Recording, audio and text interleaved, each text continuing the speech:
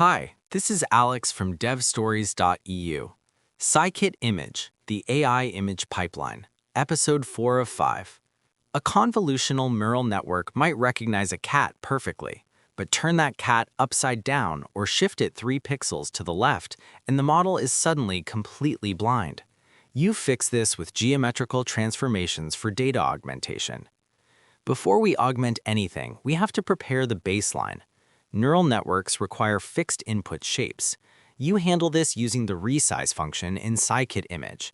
You pass it an image and your target output dimensions, and it mathematically stretches or shrinks the pixel array to fit, interpolating the new pixel values automatically.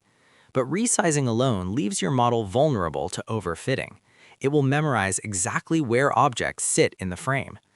To prevent this, you build a data augmentation pipeline that applies random transformations to training images on the fly. In scikit-image, spatial transformations manipulate the coordinate space of the image using matrix math. Moving or rotating an image means multiplying its pixel coordinates by a transformation matrix. Here is the key insight. Translation, which is shifting an image across the x or y axis, cannot be calculated using standard 2x2 matrix multiplication. Matrix multiplication handles scaling and rotation, but shifting requires addition. To solve this, scikit-image uses homogeneous coordinates. By appending a dummy third coordinate, a 1, to every two-dimensional point, the system upgrades the math. This allows translations, rotations, and scaling to all be calculated simultaneously as a single 3x3 matrix multiplication. You do not have to write these 3x3 matrices manually. Scikit-image provides transformation classes to do the math for you. For your anti-overfitting pipeline, you use the Euclidean transform class. A Euclidean transformation preserves distances and angles, meaning it only handles rotation and translation. You initialize it by passing in a rotation angle and a translation vector. If you needed to add shearing or change the scale, you would step up to an affine transform. If you needed to simulate a change in perspective, you would use a projective transform. But for random spins and shifts, Euclidean is exactly what you need. Once your transformation matrix is defined, you have to apply it to your image.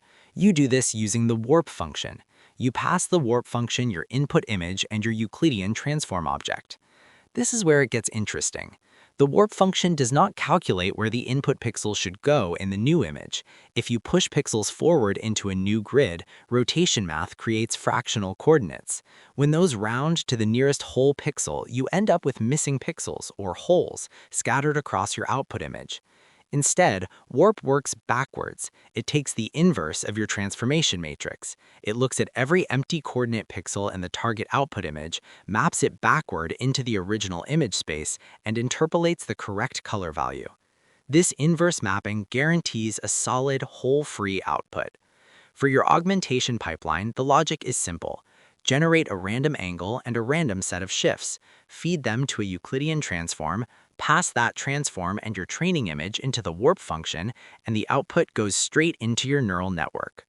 Geometric transformations do not just create more training data, they force your model to separate the object it needs to recognize from the arbitrary coordinates it happens to occupy.